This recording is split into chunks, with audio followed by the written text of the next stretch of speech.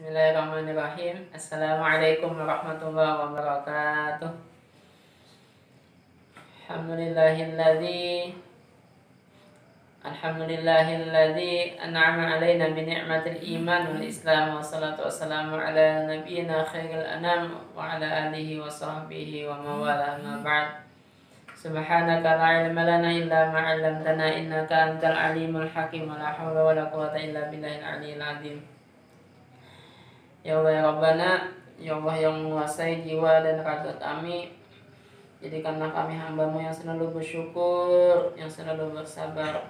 Ya Allah Rabbana, bimbinglah hati kami untuk selalu taat kepada-Mu. Ya Allah ya Rabbana, bimbing selalu kami untuk selalu mensyukuri nikmat apapun yang Kau berikan kepada kami. Ya Rabbana, anugerahkanlah kepada kami iman yang sempurna dan mandikanlah kami dalam kondisi husnul khatimah. Amin. Ikhwah, kita lanjutkan pembahasan di surat Al-Ma'un. Kita masuk ayat yang keempat. Maka Allah mengatakan fawailul lil musallin. Maka kecelakaanlah buat orang yang sholat. Siapa yang sholatnya celaka itu? Yang pertama adalah orang yang 2 dan 3-nya gak menjalankan gitu ya. Ayat yang kedua ketiga maksudnya nggak menjalankan. Dia sholat tapi dia tetap menghardik anak yatim. Dia sholat tapi dia tidak peduli dengan orang-orang miskin. Makanya adalah orang yang celaka. Orang yang sholat yang celaka. Orang yang sholat tapi mendustakan agama, mendustakan hari pembalasan. Maka apa arti sholatnya? Ada dalam sholat itu kan ada banyak sekali pesan untuk kita memperhatikan sesama. Sampai kemudian terakhir sholat kita ditutup dengan Assalamualaikum warahmatullah. Assalamualaikum warahmatullah. Kita disuruh untuk mendoakan, untuk mengucapkan salam kesejahteraan kepada kaum muslimin yang ada di kanan dan kaum muslimin yang ada di kiri. Pesan yang sangat jelas sekali bahwa sholat itu bukan cuma sekedar hubungan dengan Allah, tapi hubungan juga dengan sama manusia. Maka kalau ada orang rajin sholat tapi tetap menghardik anak yatim, rajin sholat tapi dia tidak peduli dengan orang miskin, tidak peduli mengasih makan orang miskin atau membantu orang miskin, maka sholatnya pasti sholat yang mendatangkan kecelakaan jadinya buat si pelakunya. Karena sholat ini harus berdampak dalam kehidupan. Bukan cuma sekedar ketika saat sholat itu, tapi harus keluar efek dampak dari sholat dalam kehidupan kita. Maka pasti orang yang sholat adalah orang yang menebarkan rahmat, yang menebarkan kebaikan. Karena ikhwah, yang namanya anak yatim, dia orang atau mereka adalah orang yang kurang perhatian. Hingga kadang wajar mereka berulah, mereka macam-macam, omongannya nggak terjaga lah, kelakuannya semaunya lah. Maka kita harus paham dengan itu. Kalau mereka berulah kayak gitu, maka kita harus paham. Maka jangan gampang untuk menghardik mereka. Kalaupun kita mau ngasih tahu mereka, kasih tahu dengan baik, kasih tahu dengan ahsan, dengan kata-kata yang terbaik. Jangan dibiarkan juga mereka kalau salah, tapi kasih tahu dengan baik. Nah, kita yang sholat ini ya tadi itu, jangan sampai menghardik mereka. Kalau mau kasih tahu dengan cara yang baik. Nah, itu tanda tadi kalau kita sholatnya udah bener, insya Allah. Dengan kita tadi tidak menghardik anak yatim dan menganjurkan untuk mengasih makan kepada orang miskin. Siapa lagi orang yang sholat tapi celaka? Alladzina hum an sholatihim sahun. Ini ya, udah jelas sekali kalau ini ya. Penjelasan dari orang yang celaka dalam sholatnya, orang yang sholat tapi celaka ini. Makanya kemudian membacanya kalau bisa jangan dipotong, disambung, diwasol kalau bisa. Jangan sampai kemudian kita dijerumuskan dengan propaganda dari misionaris. Nih, coba lihat katanya ayat ini. Orang sholat celaka. maka kalian sholat malah mendatangkan kecelakaan. Buat kalian, ngapain kalian sholat gitu ya. Maka sebaiknya kemudian kita membacanya disambung di wasal. Fawailul lil musallin alladzina hum an sholatihim sahun. Maka kecelakaanlah bagi orang yang sholat yang lalai dari sholatnya. Yang celaka, orang sholat yang celaka itu adalah orang yang lalai dari sholatnya. Bukan semua orang sholat celaka, enggak. Yang jelas yang celaka itu yang pasti yang nggak sholat lah ya. Yang jelas celaka itu yang nggak sholat, atau neraka wail itu bagi mereka yang nggak sholat pasti. Tapi buat yang sholat, kalau sholatnya nggak bener, ya bisa jadi celaka juga. Nah, tapi sholatnya bener, ya insya Allah beda posisinya atau mendapatkan keselamatan. Tapi paling enggak ada harapan keselamatan dulu. Tapi kalau nggak sholat, ya pasti celaka kalau itu. Maka jangan sampai kita menerjemahkan propaganda daripada sholat celaka juga mending nggak sholat. Gitu. Ya lebih celaka, ada pasti celaka kalau nggak sholat gitu ya. Nah, sholat yang celaka itu adalah yang menyebabkan dia kemudian menjadi fadzarikal ladzi yad'ul yatim la yahudu ala ta'amil miskin adalah alladzina hum an sholatihim sahun. Mereka yang lalai dari sholatnya. Bukan dalam sholat ya, bukan dalam sholat. Alladzina hum an, dari, bukan dalam sholatnya. Jadi kalau ada orang dalam sholat kemudian dia menghayal, dia nggak khusyuk, di antara sholatnya dia mungkin cuma 10% yang khusyuknya, sisanya ngayal kemana-mana, maka ini bukan termasuk dalam kategori orang yang celaka. Orang sholat yang celaka enggak, karena dia lalai dalam sholat, bukan dari sholat ya. Bukan lalai dalam sholat ini ya, tapi lalai dari sholat yang celaka itu. Beda ya, bukan alladzina hum fi sholatihim sahun, bukan. Tapi ini alladzina hum an sholatihim sahun. Bukan orang yang kemudian ketika dalam sholatnya ya misalnya agak cepot misalnya, ya asal tumakninah terlengkapi aja semuanya, ya bukan yang kayak gitu ya tadi ya.